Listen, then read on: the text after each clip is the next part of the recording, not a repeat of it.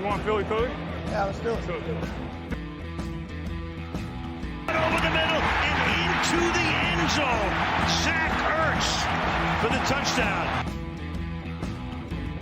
The Philadelphia Eagles are Super Bowl champions. Eagles fans everywhere. This is for you. Bonjour à tous et bienvenue pour l'épisode 36 du Fly Podcast Fly. On vous a parlé draft, on vous a parlé du premier tour, on va vous parler de la suite de la draft parce qu'on a beaucoup de choix de draft cette année. On en aura encore plus l'année prochaine où Grégory nous confiait dans le creux d'oreille qu'il a prévu d'étudier tous les joueurs du premier tour de l'année prochaine, un par un, évidemment. Mais voilà, on a une draft assez profonde. On a un deuxième tour, on a deux troisièmes tours, on a un quatrième tour.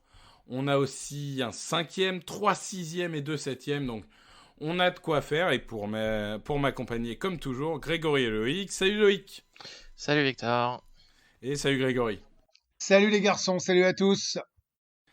Donc, messieurs, on a fait le tour du premier tour, du 12e choix. On a parlé cornerback, on a parlé receveur, on a parlé linebacker, évidemment, la priorité d'équipe. Et on a parlé également des edge et des tackles.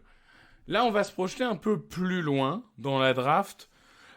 Comme on le dit souvent, c'est vrai que on a des profils un peu différents. Moi, j'ai tendance à beaucoup aimer la NCAA. Toi, Grégory, tu regardes très peu. Tu regardes des plus gros prospects, mais pas forcément en détail. Et toi, Loïc, ça dépend des postes et de ceux qui te plaisent. Tu regardes des profils. Donc, l'idée de ce podcast, c'est que je vais vous laisser parler du profil de joueur que vous souhaiteriez au 2e, au 3e, au 4e, au 7e tour. Et moi, après, je vais donner 2-3 noms, vous expliquer en quelques secondes pourquoi ces noms-là, pour permettre aux gens d'aller voir des vidéos s'ils veulent se faire leur propre avis. Donc, je vous donne tout de suite la main. Qui veut commencer au 2e tour ? Imaginons qu'on a pris un receveur, parce que c'est ce sur quoi on était parti. Quelle est votre priorité pour le second tour ? Pour moi, tu t'es mis en position en fait où pour le moment, à l'heure actuelle, aujourd'hui, si tu prends un receveur au premier tour, t'es quasi obligé de prendre un cornerback au deuxième. Parce que t'as personne. T'as Darius Slay. T'as Avante Maddox. T'as Avante Maddox, mais franchement, Avante Maddox, il a été mauvais les 2 des 3 années qu'il a joué en NFL. Et derrière, t'as personne d'autre, quoi. Donc, ouais, moi, comme tu as dit en plus qu'il y avait des bons cornerbacks en fin de premier tour, deuxième tour, pour moi, t'es quasi obligé de prendre un cornerback au deuxième tour, en fait, parce que sinon, la saison, on va encore hurler après les cornerbacks, quoi. Avec Grégory, est-ce que t'as la même analyse, ou est-ce que toi, t'as un besoin différent au second tour ? Non, je crois qu'ils se sont mis dans la position et c'est volontaire d'aller chercher un cornerback. Enfin, quand je dis je crois, c'est que j'espère que c'est volontaire parce qu'effectivement, il n'y a pas de free agency. Tu vas prendre vraisemblablement un wide receiver au premier tour et donc il te faut un corner. Il te faut accompagner un mec qui pourra à terme non seulement être tout de suite bon en cornerback numéro 2, mais en plus à terme remplacer Darius Slay dans 2-3 ans. Donc, et comme en plus c'est une draft très profonde en corner, d'après ce que tu nous as dit, et puis d'après ce que j'ai vu, ce que j'ai lu sur les sites US, bah, tu peux faire une belle pioche sur un beau cornerback d'avenir, même au second tour. Donc, c'est go sur le CB, mais direct. Oui, alors en effet, il y a beaucoup de profils intéressants au second tour. On va partir du principe que Farley, Surtain, Horn et Newsome sont partis. Parce qu'il y a quand même très peu de chances qu'un de ces quatre-là soit disponible au début de second tour. Si c'est le cas, évidemment, c'est tout bonus. Sauf peut-être Farley pour raison médicale, quoi. Ouais, mais bon, on en parlait dans le podcast d'avant. Est-ce que t'as envie aux Eagles de prendre un mec qui a déjà le dos cassé ? Bah ouais, là, ça rappellerait un peu de Sidney Jones, quoi. C'est ça. Bah, s'il tombe au second tour, c'est clairement Sidney Jones 2.0, même si sa blessure est quand même pas aussi grosse que Sidney Jones qui s'était brisé la jambe. Donc moi, je vous propose 3 profils. Le premier, c'est Eric Stokes de Georgia. Donc c'est un joueur globalement, c'est un monstre physique. Mais un monstre physique. Tu peux pas faire mieux que ça. Moi, j'adore ce joueur. Il a exactement toutes les caractéristiques que t'attends d'un cornerback. Donc, c'est le mec dont, déjà, il coche toutes les cases sur ce niveau-là. Et c'est aussi un joueur qui évoluait dans une des meilleures défenses universitaires. Et clairement, il a impressionné en couverture de passe. Il a impressionné en presse. Il joue très bien en presse.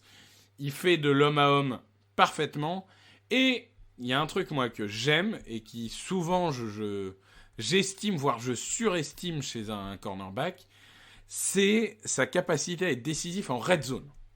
En red zone, il est toujours bon. Et ça, moi, c'est quelque chose qui me rassure, d'avoir un joueur qui est capable vraiment de localiser le ballon. Il fait traîner ses mains. C'est pas une machine à interception, c'est clair. Mais il a la rapidité, il a la vision, il fait traîner les mains. Moi, j'aime ce genre de joueur. Alors, c'est sûr que il a peut-être pas la réactivité des autres, sinon il serait premier tour. Et voilà, c'est pas une machine à interception. Mais globalement, c'est un joueur que j'adore et que j'ai, par exemple, personnellement, au-dessus de Newsome. Je sais que je suis un peu en dehors du consensus là-dessus. Le deuxième profil, c'est Elijah Molden. Elijah Molden, mais alors qui va rappeler un peu trop Avante Maddox, pour le coup, notamment physiquement avec ses petits bras. Il a une bonne vision, un bon QI football, donc c'est Washington, l'université. Très bon plaqueur, là aussi un instinct assez exceptionnel pour dévier les ballons. C'est un joueur qui, globalement, se trompe rarement. Il a surtout joué dans le slot. Est-ce que ça veut dire qu'il sera incapable de jouer à l'extérieur en NFL ? Je ne pense pas, parce qu'il y en a les dimensions physiques. Et pour finir, le troisième, parce qu'on va se faire plaisir, c'est Asante Samuel Jr. Asante Samuel Jr., il est trop petit, comme l'était son père. Il est destiné au slot, comme l'était son père. Sauf que, comme son père, il joue beaucoup plus grand que sa taille ne le présente. Il est extrêmement bon physiquement. Il a vraiment... Alors lui, par contre, c'est une machine à interception. Il punit les quarterbacks à chaque fois. Et il a beau être trop petit, tout ce que tu veux. En fait, quand tu le mets à l'extérieur, il fait le boulot contre tout le monde. Et globalement, moi, j'ai envie de dire... Je suis pas en train de dire que le fils d'eux a forcément les talents du père. Mais alors, c'est les mêmes qualités. Et moi, je veux... Je trouve que le fils a la possibilité d'avoir la même carrière que le père. Donc voilà, et dernière chose, mais je développerai pas parce que pour moi il est plutôt 3e tour, mais si vous voulez du cornerback, du gros cornerback, vous pouvez aller voir aussi Ifeatu Melifonwu de Syracuse et Israël Mukuamu de South Carolina. Je vous mettrai tous les noms sur Twitter, mais enfin voilà, c'est les joueurs qui se présentent à nous. En 3 secondes, vous prenez lequel ? Grégory. Asante Samuel Jr. pour l'ADN, mon ADN que vous aimez, parce que c'est le meilleur intercepteur du lot et que j'en ai ras-le-bol d'avoir des CB qui interceptent pas, et parce qu'il a quand même été distingué avec des third team à l'université. Donc non, mais ouais, vraiment, je vais sur lui, mais avant même tous les autres. Loïc. Bah, moi, de ce que je suis en train de lire, Molden, c'est plutôt un slot et il a un score athlétique très faible, moins de 5 sur 10, donc... Je t'ai dit, c'est Avante Maddox. Ouais, bah non merci au 2e tour, très clairement. Après, ouais, je pense à Asante Samuel pour le côté playmaker, je connais pas assez le 3e. Il m'a semblé lire aussi, Victor, que Stokes, il avait un coéquipier aussi qui se présentait à la draft. Ah oui, Tyson Campbell. Ouais, alors ouais. Tyson Campbell, le problème, c'est que il a le physique parfait. C'est pour ça qu'il était projeté au premier tour avant la saison. Le problème, Tyson Campbell se situe plus entre son oreille droite et son oreille gauche. Il a du mal à faire des connexions. C'est un peu le problème. Mais physiquement, il est parfait. Physiquement, c'est tout ce que tu veux. Non, mais moi, je prendrais Samuel parce que je le dis déjà depuis octobre. Moi, ce que je veux, c'est ce que je veux et ce dont cette équipe a besoin, c'est de playmaker. Donc, je préfère un gars qui va autoriser un peu plus de réceptions, mais qui va quand même te faire des interceptions de temps en temps et te changer le cours d'un match. Et en plus, c'est officiel. Il y a une marge de progression importante. Non, mais c'est officiel. Au second tour, les Eagles choisissent Asante Samuel Jr. Juste après avoir choisi, on le rappelle, Devonta Smith au premier tour, évidemment. Donc déjà, pour l'instant, on est plutôt content. Troisième tour. Maintenant qu'on a réglé le problème receveur, maintenant qu'on a réglé le problème cornerback. On peut partir dans beaucoup de domaines. Ça, on va pas se mentir. Quelle est pour vous la priorité ? Qu'est-ce que vous voudriez en priorité à quel besoin vous voudriez répondre après receveur et cornerback ? Alors moi, avec le premier des deux troisième tours, le choix 70, à défaut d'un profil, pour moi, c'est un joueur qui doit être titulaire soit dès sa première année, soit au cours de sa deuxième année. C'est un gars qui... Donc par exemple, defensive tackle est un choix tout à fait possible.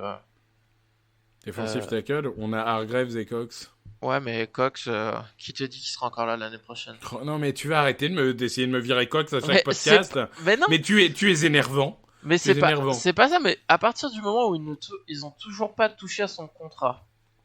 Bah... Oui, c'est vrai que c'est assez bizarre qu'ils aient restructuré tout le monde sauf lui. Mais par exemple, tu vois, tu sais que Darius Slay, il est là pour les 2 prochaines années, puisqu'ils l'ont restructuré, son contrat, et il est tellement énorme que tu pourras pas le bouger. Brandon Graham, c'est pareil, et enfin, tous ceux qu'ils ont restructuré, tu sais plus ou moins qui seront là cette année et l'année prochaine.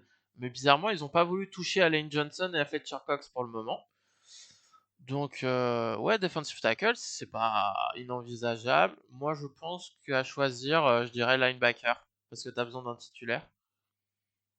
Linebacker, d'accord, parce que Davion Taylor, théoriquement, est censé être titulaire cette année. Non. Bah si. Ah bah si. Non. Bah si, il a été choisi au 3e tour l'année dernière. À la fin de 3e tour, ils avaient dit qu'il en avait pour au moins 2 ou 3 ans avant d'être... Non, quand même. Non, mais attends. T'as rien à perdre, fais-le jouer, t'as rien à perdre. Moi, Ben non, mais le truc, c'est que tu changes de système, donc il faut qu'il réapprenne un cahier de jeu. Et quand le gars te dit de lui-même... Mais il a pas appris celui d'année dernière, donc c'est pas grave. Quand il dit que lui-même, apprendre un cahier de jeu, pour lui, c'est très compliqué, il a beaucoup de mal. Pour lui, ce qui lui permet de plus progresser, c'est les entraînements et être sur le terrain.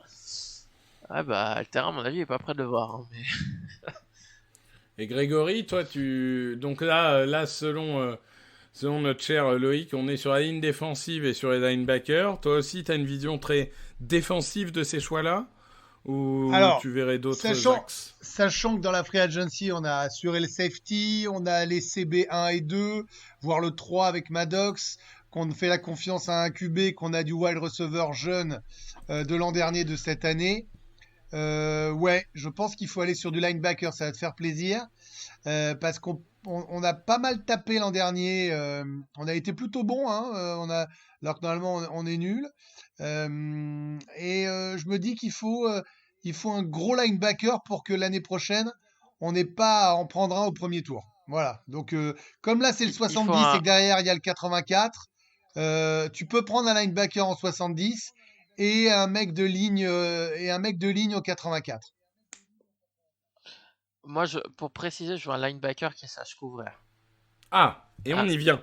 Je suis d'accord avec toi. Avec un certain linebacker de LSU. Exactement. Je vois qu'on a le même. C'est qu'en effet, 3e tour, linebacker qui sait couvrir, et clairement un choix, c'est Jabril Cox. Donc Jabril Cox, qui était à North Dakota State, qui avait une très grosse cote. On lui a dit, présente-toi à la draft. Il a dit, non, t'as pas compris, mon gars. Je vais aller dans la sec, je vais tous les péter, et ensuite je me présenterai à la draft. Donc c'est ce qu'il a fait.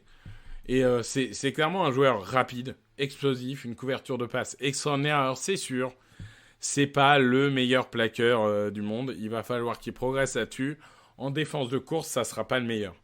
Mais alors pour défendre la passe, c'est, je pense, le meilleur linebacker de cette draft avec Jeremiah Owusu-Koramoah. Donc là-dessus, moi, Jabril Cox, ça me plaît beaucoup. Après, il y a des choix intéressants, donc Cameron McGrone ou Pete Werner, ce genre de joueurs-là. Mais au 3e tour, Jabril Cox, ça me paraît être bon plan. Et j'avais bien compris que c'était vers là que le cœur de Loïc balançait. Il n'y a personne qui va essayer de nous le prendre avant ? C'est pas un mec qui peut monter au second tour ? Si, tu peux toujours, hein, c'est pour ça que je pense que j'aurais envie de dire qu'en secours, J'ai envie de prendre Cameron McGrone de Michigan. C'est un joueur physique, athlétique. Il peut blitzer. Alors, c'est pas le meilleur en couverture. Parce que globalement, on va dire, hein, dans cette draft, il y a beaucoup de linebackers faibles en couverture et forts dans la boîte et contre la course.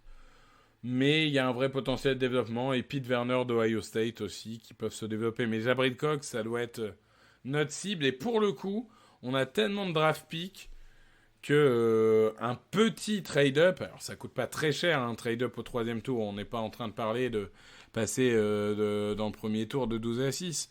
Un petit trade-up où tu vends un 5e ou quelque chose comme ça pour être sûr de l'avoir, moi ça me va. Ouais, je pense qu'il faudra monter dans la deuxième partie du 2e tour. Hein.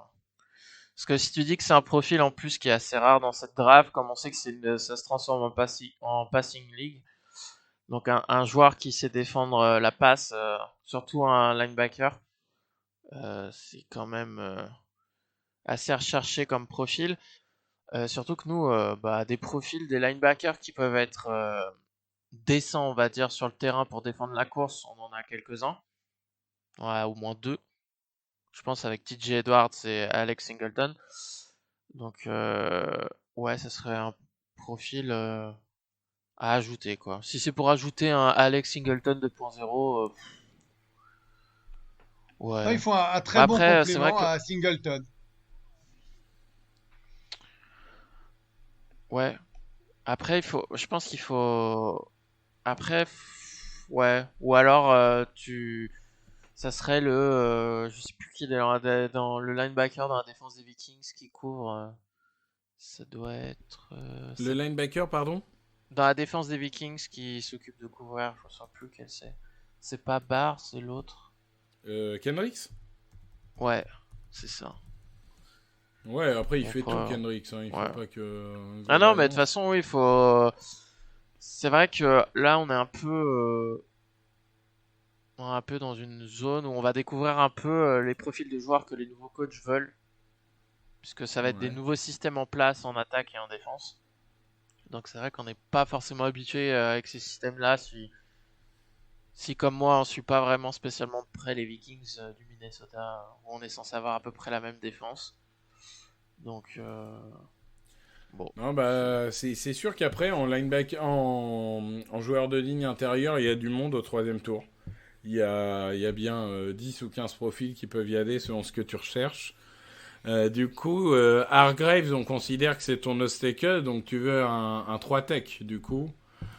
Un 3-tech, on va parler de Tommy Togiai de Ohio State, lui aussi, qui est un joueur excellent contre la course, qui est un joueur extrêmement intelligent. C'est pas un monstre physique, c'est ça qui va le faire descendre. C'est il sera pas considéré comme le joueur parfait athlétiquement. Mais bon, il y a un moment, les joueurs parfaits athlétiquement, c'est pas forcément ceux qui réussissent. Et clairement, c'est un joueur qui est ultra... Il me fait penser de temps en temps à ces joueurs comme Aaron Donald. Alors, je dis pas que c'est Aaron Donald, hein, mais qui n'ont pas forcément un physique ultra dominant, parce que Donald, il faut se rappeler que quand il arrive en NFL, il n'a pas un physique ultra dominant, mais qui sont tellement vifs, rapides sur leurs appuis qu'ils arrivent à faire la différence. Donc ça, c'est les joueurs que j'aimerais. Et puis si on part en edge, parce que c'est aussi une possibilité au 3e tour, on va parler de Victor Dimujeke, qui en plus d'avoir un prénom extraordinaire, notre cher ami de Duke, qui est rapide, techniquement il est très bon. Il est très bon contre le jeu de course. Il est encore brut, mais ça se travaille. Et puis, globalement, c'est pas grave d'avoir des profils bruts cette année. Je veux dire, si on passe un an à les former, de toute façon, on aime ça. Donc, voilà le genre de profil qui pourrait nous intéresser. Après, il y a Une fois qu'on a... Ouais. Il y a un poste dont on n'a pas parlé, et où je me dis qu'on pourrait être créatif, c'est accompagner Miles Sanders. Et j'aimerais bien un Herbie... J'ai cru qu'il allait nous dire prendre un quarterback, tu sais, être créatif, quarterback factory. Non. Moi, je suis assez fan de l'idée d'avoir 2 coureurs de gros niveau et donc profiter de ce 84 à venir pour prendre un running back ou le 70 s'il y en a un très bon. Bah moi j'allais en parler au 4e tour, donc globalement on se rejoint. Hein. Ouais. C'est clairement, je pense qu'il va falloir adresser le poste de running back. Je pense Jouer qu'il va comme, falloir c'est qui, adresser ce c'est les poste. Colts. C'est Les les Colts Colts qui en ont 2, non? Oh Ils bah en ont il y en trois. a plein qui en Running ont back. 2, mais ils ont Trois. notamment Naeem Hines, Jonathan Taylor et Marlon Mack, donc ils en ont même 3. Non, Voilà. globalement, je pense que à côté d'un Sanders, il faut un mec un peu gros quand même, un peu solide. Donc après, il y en a plein. Hein. Cette année, des bons running backs, il y en a plein. Selon qui tu préfères, tu peux partir dans plein de directions. Donc il y en a vraiment beaucoup. Je sais pas si vous avez un chouchou. Moi j'ai envie de parler de Trey Sermon de Ohio State, qui est excellent coureur, excellent bloqueur, parce que ça fait longtemps qu'on n'a pas eu des running backs qui savent bien bloquer. Donc ça c'est un choix dont j'aurais envie de parler. Après on peut parler aussi de Sheba Hubbard de Oklahoma State, qui était un potentiel premier tour et qui a totalement loupé sa saison 2020, qui a fait un peu trop de fumble, donc ça va le faire descendre, mais ça peut être un profil très intéressant. Loïc, toi, running back, ça te parle? Au 3e tour, non. Franchement, il y a tellement de besoins dans cette équipe. Après, pour moi, le choix 87, tu peux prendre un peu tout et n'importe quoi en termes de position. Tu vas prendre à nouveau un cornerback, ou reprendre un receveur, ou prendre un edge, ou prendre un Moi, tight j'aurais bien end, envie de prendre un safety aussi, parce qu'Anthony Harris, il est là pour un ou an. un Hein. safety. Bah, On n'a McLeod, pas la certitude qu'il va rester, et quand bien même il resterait, il faudra bien quelqu'un à côté de lui, puisque McLeod ne sera pas éternel. McLeod et Harris ont 1 an de contrat, quoi. Ils sont sous contrat cette année, et puis l'année prochaine, tu sais pas ce qui va se passer. Wallace, il a l'air d'être plus intéressé par Twitter que d'apprendre le cahier de jeu et de montrer des choses à l'entraînement. Epps, ouais, par le fait qu'il connaît peut-être un peu le système Minnesota, vu qu'il y était avant, on a vu que globalement il était assez en faute en général. Donc oui, safety. Après, moi j'ai entendu un insider dire qu'il était prêt à arrêter son show si les Eagles prenaient un safety haut dans la draft, donc dans les 3 premiers tours. Donc C'est qui a dit ça? Jeff Mosher. Bon. Et qui sera tellement regretté. Non, mais après, c'est vrai que safety, à la draft, c'est une position où les Eagles, encore moins que linebacker, j'ai l'impression. Ils ont vraiment pas investi depuis très très longtemps. Après, ça peut se comprendre, hein, développer un safety, c'est assez compliqué. Bah, globalement, c'est quoi le dernier safety qu'on aurait pris dans les 4 premiers tours, allez, disons? Il y a Nate Allen. Ouais. ok. Et Et, Jaquan Jarrett. Non, mais il y a aussi... je vais y arriver. Il y a Kevin Wallace l'année dernière. Ouais, 4e tour. Après, Kevin Wallace, il peut se révéler. Hein. T'es pas à l'abri qu'avec des nouveaux coachs et des mecs qui lui font confiance, le mec devienne ce que t'espérais qu'il devienne. Hein. Oui, aussi, mais après, est-ce que ça veut dire que tu t'empêches de drafter un safety parce que peut-être potentiellement que machin? Moi, je pense que oui. Enfin, peut-être, je peux me tromper. Je pense que oui, vu que t'as fait de la free agency et que t'as Wallace. Entre Harris et Wallace, tu peux te dire, je verrai. Si ça va vraiment pas, je ferai en cours de saison. Moi, je pense qu'ils vont pas griller un choix aussi haut pour ça. Après, en fait, ça dépend de ton système de jeu aussi. Si 60% des snaps, t'as 3 safety sur le terrain, ça veut dire qu'il faut que t'aies des backups aussi derrière en cas de blessure. Donc, ouais, j'entends ce que tu dis. Pour moi, ce choix 84, ouais, c'est ça, 84, pour moi, il peut servir à tout plein de choses en fait. Parce que En tout cas, il n'y a rien de choquant. Hein. Aucune idée sera choquante. Hein. Ah, Non. même prendre un quarterback. Hein. Oh non, arrête, c'est bon. Mais non, t'as que 2 quarterbacks sous. De toute façon, tu vas devoir en calme. prendre un à un moment ou à un autre. T'en as que 2 sous contrat, donc.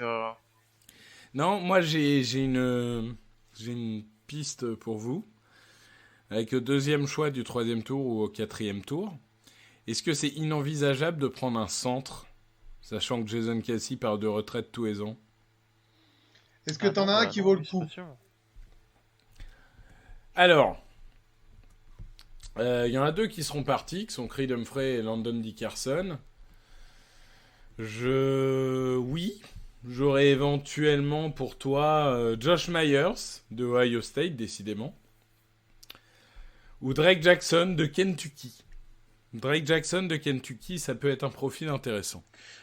Ou alors, Victor, j'ai entendu parler d'un garde, je crois qu'il est en train de baisser un peu c'est Deontay Brown d'Alabama. Et du coup, ce Malo jouerait centre. Oui, parce que ce Malo, au départ, il a été recruté pour jouer centre. Oui, Deontay Brown, c'est possible. Hein. Vous voyez la montagne dans Game of Thrones, c'est la même chose. c'est le mec, il a pas de cou, tellement ses épaules sont énormes. Donc... Ouais. Non, mais Sinon, là, ce que je veux dire, Edge. ce qu'il faut que tout le monde comprenne, c'est que c'est hyper ouvert. C'est que là, vraiment, la priorité, c'est les 3 premiers tours. Et enfin, les 2 premiers, pardon. Et puis après, tu as tellement de choix et assez bien placé que tu peux avoir une stratégie qui peut changer à tout moment, quoi. C'est-à-dire que tu peux partir sur tout. Tu peux même partir sur ce que OE aime bien, le meilleur joueur encore available, le meilleur joueur encore dispo. Qu'importe finalement ce que tu avais planifié. Si tu as un mec qui n'est pas tombé au second tour et qui se retrouve dans notre possibilité de draft au 3e, ils vont y aller. Quelle que soit ta planification. Si tu as un punter disponible au 4e tour, je peux te dire t'y vas. Non, mais moi, déjà, une chose que j'aimerais bien sur cette draft, c'est que le front office écoute les scouts, par pitié, et qu'il n'écoute pas le propriétaire. À un moment donné, stop, chacun fait son boulot, et juste qu'on choisisse de... Même si on se plante, même s'il se plante, c'est pas grave. De toute façon, tu peux pas avoir 100% raison. Mais à un moment donné, il faut que tu aies un process cohérent.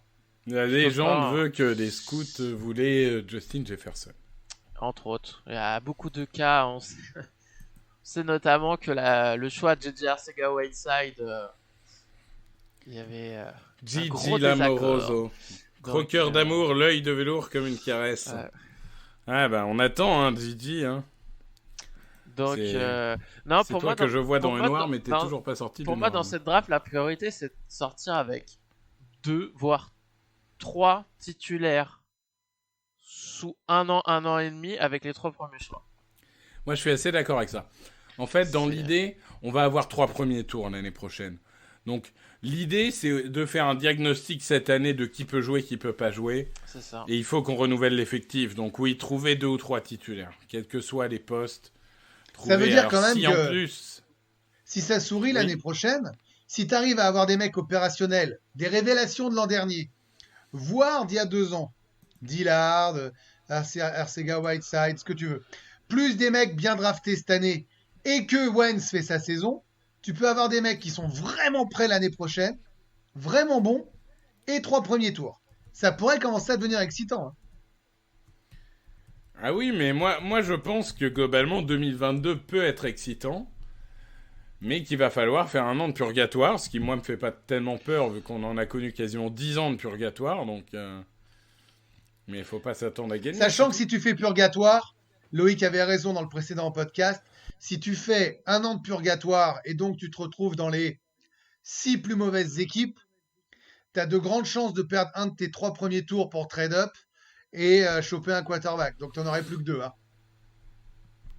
Bah sauf si t'es premier choix de draft.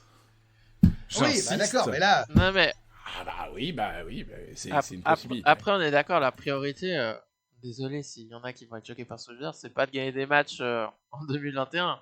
Pour moi, c'est plus important de développer des joueurs en fait.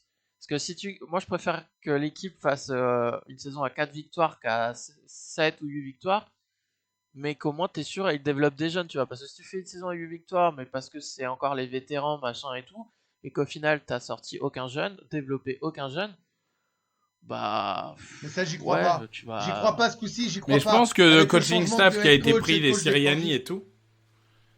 Non, mais des Sirianni et tout, c'est pour ça qu'ils ont été pris. Ouais, c'est pour ça que pour moi c'est le plus important, c'est de développer des jeunes joueurs.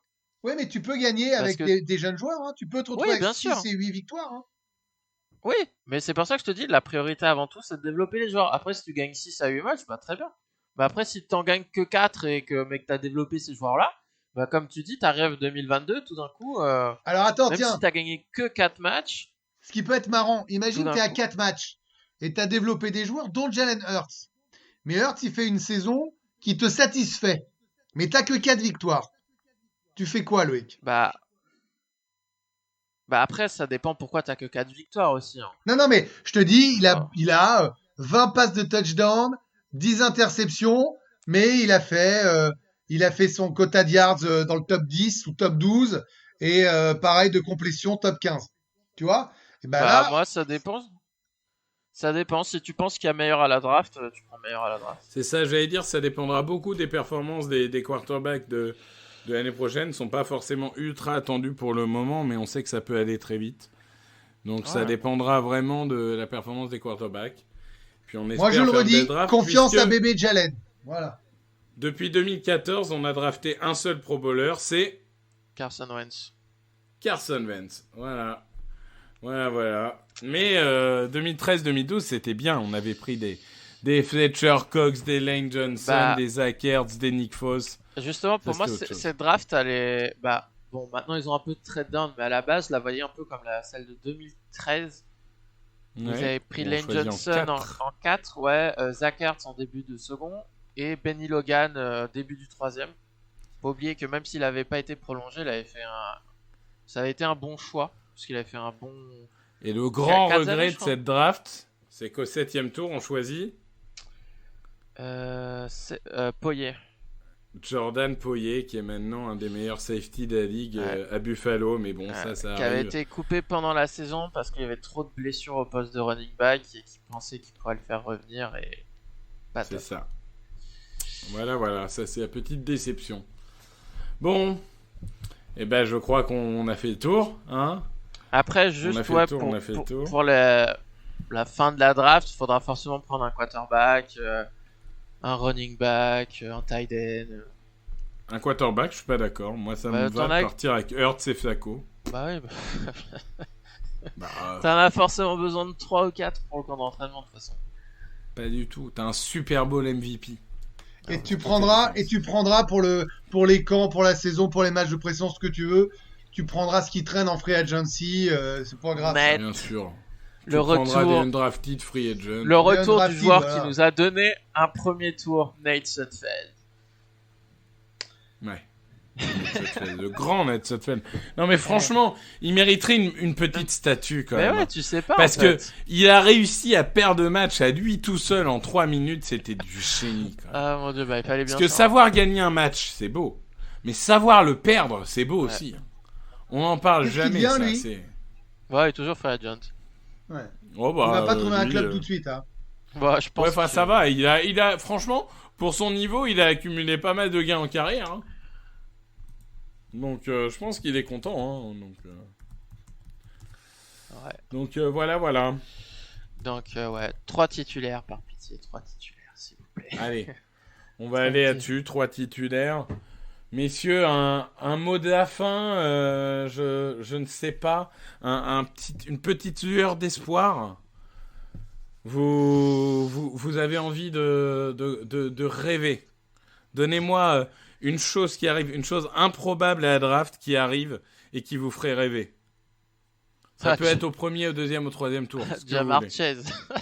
Jamar Chase en 12 Non, peut-être pas en 12, mais au moins en 9, tu vois. Trade up en 9. Jamar Chase en 9. Ouais. Grégory?